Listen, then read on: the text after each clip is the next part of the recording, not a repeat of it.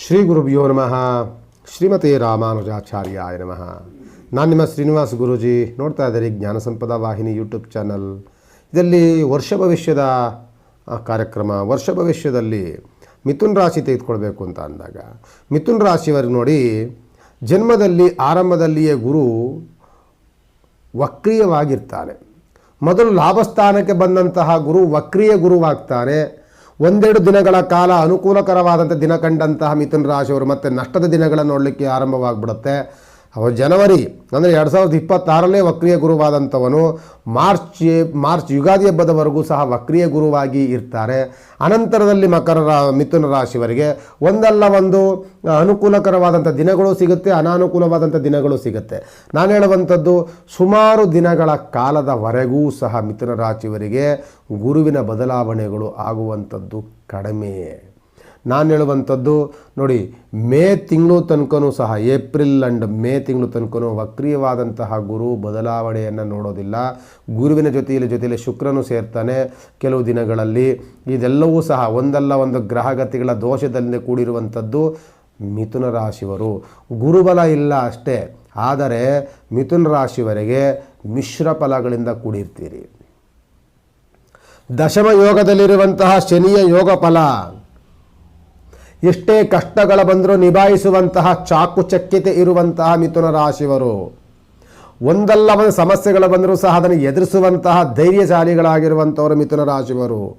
ಅದು ಆರೋಗ್ಯ ವ್ಯತ್ಯಾಸವಾಗಿದ್ದರೂ ಸಹ ಅನಾರೋಗ್ಯವನ್ನೇ ಹಿಮ್ಮೆಟ್ಟುವಂತಹ ದೃಢವಾದಂಥ ಮನಸ್ಸುಳ್ಳಂಥವರು ಮಿಥುನ ರಾಶಿಯವರು.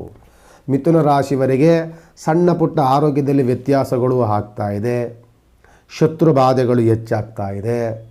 ದೃಷ್ಟಿದೋಷಗಳು ಹೆಚ್ಚಾಗ್ತಾ ಇದೆ. ಇಲ್ಲದ ಊಹಾಪೋಹಗಳನ್ನು ಮಾತನಾಡುವಂತಹ ಕುಹಕ ಮನಸ್ಸುಗಳ ಕುಚೇಷ್ಟಗಳು ನಿಮ್ಮ ಮೇಲೆ ಜಾಸ್ತಿ ಆಗ್ತಾ ಇದೆ. ಮತ್ತು ಆಗಾಗಲೇ ವ್ಯವಹಾರದಲ್ಲಿ ಅಡೆತಡೆಗಳು ಬರುವಂತಹ ಸಾಧ್ಯತೆಗಳು ಜಾಸ್ತಿ ಇರುತ್ತೆ. ನಂಬಿಕೆ ದ್ರೋಹಗಳಾಗುವಂಥ ಸಾಧ್ಯತೆಗಳು ಜಾಸ್ತಿ ಇರುತ್ತೆ ಮಿಥುನ ರಾಶಿಯವರೆಗೆ. ಮಿಥುನ ರಾಶಿ 2026 ಮಿಶ್ರ ಫಲಗಳಿಂದ ಕೂಡಿರ್ತೀರಿ. ಒಂದು ವರ್ಷ ಹೀಗೆ, ಒಂದು ತಿಂಗಳು ಹಿಂಗಿರುತ್ತೆ, ಇನ್ನೊಂದು ತಿಂಗಳು ಇನ್ನೊಂದು ಥರ ಇರುತ್ತೆ. ಒಂದು ತಿಂಗಳು ಲಾಭ ಇರುತ್ತೆ, ಒಂದು ತಿಂಗಳು ನಷ್ಟ ಇರುತ್ತೆ. ಒಂದು ತಿಂಗಳು ಕಷ್ಟ ಇರುತ್ತೆ, ಒಂದು ತಿಂಗಳು ಸುಖ ಇರುತ್ತೆ.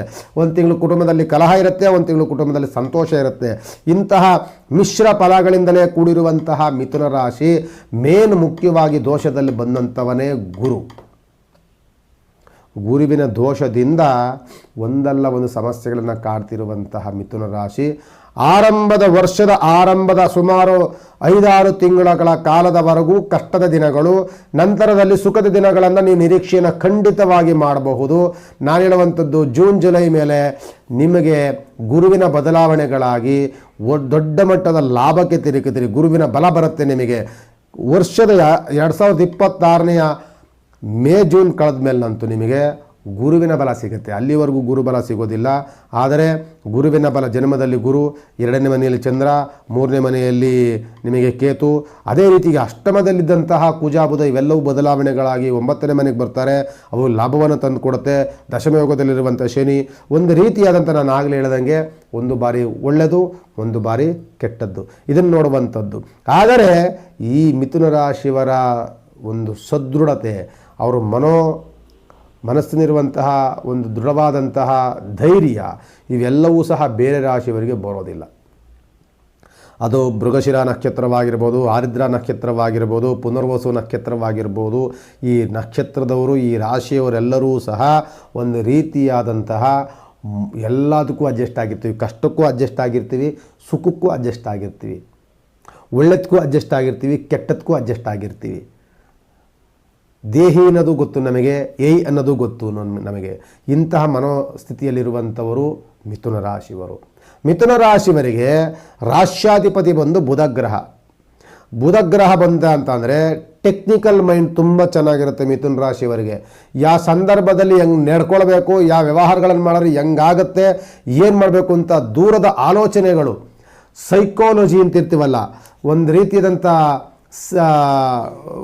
ಮನಸ್ಸಿನಲ್ಲಿ ಉತ್ತಮವಾದಂತಹ ತಿಳುವಳಿಕೆ, ಮತ್ತು ಅನುಭವವಿಲ್ಲದಲೇ ಇದ್ದರೂ ಸಹ ಹಿಂಗಾಗಬಹುದು ಅಂತ ಕಲ್ಪನೆಯ ದಿನಗಳು, ಕಲ್ಪನೆಯ ಒಂದು ಟೆಕ್ನಿಕಲ್, ಇದೆಲ್ಲವೂ ಸಹ ಮಿಥುನ ರಾಶಿಯವರಿಗೆ ಒಂದು ರೀತಿಯಾದಂಥ ಬಳುವಳಿಯಾಗಿ ಬಂದಿರುತ್ತೆ ಮಿಥುನ ರಾಶಿಯವರಿಗೆ.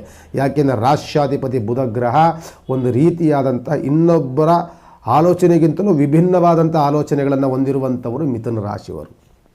ಮಿಥುನ ರಾಶಿಯವರಿಗೆ ಅಧಿಪತಿಯಾದಂಥವನು ಬುಧ ಗ್ರಹ. ಇವ್ರಿಗೆ ಏನು ಮಾಡಬೇಕು ಅಂದರೆ ಯಾವಾಗಲೂ ಸಹ ಈ ರಾಶಿಗೆ ಯಾವುದಾದ್ರೂ ದೋಷದಲ್ಲಿದ್ದಾರೆ ಅಂತಂದರೆ 2 ರಾಶಿಗಳು ದೋಷದಲ್ಲಿ ಬರ್ತಾರೆ. ಒಂದು ಚಂದ್ರ ಬರ್ತಾನೆ, ಒಂದು ಕುಜ ಬರ್ತಾನೆ. ಯಾವಾಗಲೂ ಸಹ ಒಂದು ಸ್ವಲ್ಪ ಕೋಲ್ಡ್ ಆದರೆ ಸಾಕು, ಕೋಲ್ಡಿಂದ ಕೆಮ್ಮಾಗತ್ತೆ, ಕೆಮ್ಮಿಂದ ಜ್ವರ ಬರುತ್ತೆ, ಜ್ವರದಿಂದ ಮೈ ಕೈ ನೋವು, ಜ್ವರ ಬಂದು ಆಲ್ಮೋಸ್ಟು 15 ದಿನಗಳ ಕಾಲದ ಬೆಡ್ ರೆಸ್ಟ್ ಖಂಡಿತವಾಗಿ ಸಿಗುತ್ತೆ. ಯಾಕೆ ಅಂತಂದರೆ ನಿಮಗೆ ಚಂದ್ರ ಬಂತು ಅಂದರೆ, ಕೋಲ್ಡ್ ಅಂದರೆ ಚಂದ್ರ ಅವನು ಬಂತು ಅಂದರೆ ನಿಮಗೆ ಸಮಸ್ಯೆ. ಇನ್ನೊಂದು ಕುಜದೋಷ ಬರುತ್ತೆ. ಕುಜ ಅಂತಂದರೆ ಹೀಟ್, ಹೆವಿ ಬಿಸಿಲು ಬಂದರೂ ಸಹ ನಿಮಗೆ ತಡ್ಕೊಳಕ್ಕಾಗೋದಿಲ್ಲ.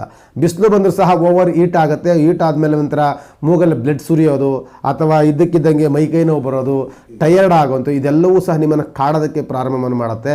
ಯಾಕೆ ನಮಗೆ 2 ರಾಶಿಯೂ ಸಹ ನಿಮಗೆ ಶತ್ರು ಗ್ರಹಗಳಾಗಿರ್ತಾರೆ ಈ ಮಿಥುನ ರಾಶಿಯವರಿಗೆ.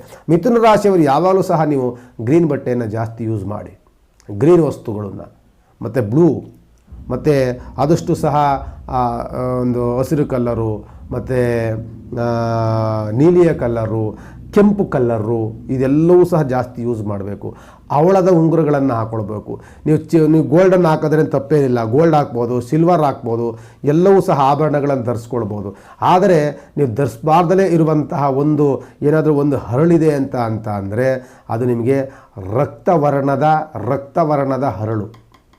ಕೆಂಪು ಕಲರ್ ಹಾಕಬೇಕು, ಆದರೆ ನಿಮಗೆ ಅದು ರಕ್ತವರ್ಣವಾಗಿರಬಾರ್ದು. ರೆಡ್ಡಲ್ಲೇ ಬೇರೆ ಬೇರೆ ಮೆರೂನ್ ರೆಡ್ಡು, ಮತ್ತೊಂದು ರೆಡ್ಗಳಿರುತ್ತೆ, ಅದನ್ನು ಯೂಸ್ ಮಾಡಿ.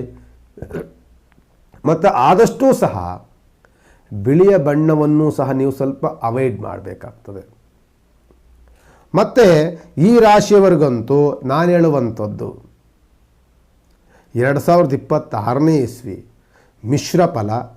ಏನಾದರೂ ಲಾಭ ನೋಡ್ಬೋದಾ ಗುರುಗಳೇ ಅಂತಂದರೆ ಖಂಡಿತವಾಗಿ ಮೇ ತಿಂಗಳು ಕಳೆದ ಮೇಲೆ ನೀವು ಒಂದು ನಿವೇಶನವನ್ನು ನೋಡುವಂಥದ್ದು, ಮನೆ ಕಟ್ಟೋದಕ್ಕೆ ಪ್ಲ್ಯಾನ್ಗಳನ್ನು ಮಾಡುವಂಥದ್ದು, ಹೊಸ ಕೆಲಸಗಳನ್ನು ಆರಂಭ ಮಾಡೋದಕ್ಕೆ ಪ್ರಯತ್ನವನ್ನು ಮಾಡುವಂಥದ್ದು, ಯಾವುದಾದ್ರು ಭೂಮಿ ಖರೀದಿ ಮಾಡೋದಕ್ಕೆ ಚಿಂತನೆಯನ್ನು ಮಾಡ್ಬೋದು, ವಾಹನ ಖರೀದಿ ಮಾಡೋದಕ್ಕೆ ಯೋಚನೆ ಮಾಡುವಂಥದ್ದು, ಇದೆಲ್ಲವೂ ಸಹ ಮೇ ತಿಂಗಳು ಕಳೆದ ಮೇಲೆ ಮಾಡಿ ನಿಮಗೆ ಉತ್ತಮವಾದಂಥ ಅನುಕೂಲಗಳನ್ನು ಖಂಡಿತವಾಗಿ ನೋಡ್ತೀರಿ.